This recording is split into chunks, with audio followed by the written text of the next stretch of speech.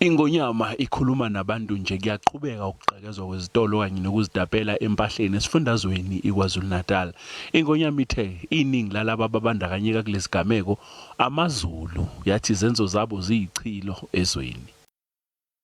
Kakhulu ukuthi lesi siphithiphithi esibhekisa umnotho wethu, umnotho wezwe, kanti nalabo abahlupheka kakhulu okuyibona abampofu ngaso lesi sigameko ibona abazohlupheka kakhulu ngaso lesi isenzo esenzakalayo.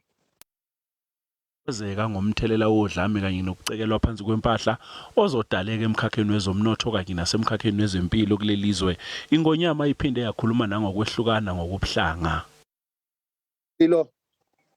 Lokhu esikubonayo phakathi kwamaZulu namaNdiya isicelo ukuthi makuphele. Le mbhikisho isidale ukungaboni ngasolinye ebantwini bezinhlanga ezehlukene.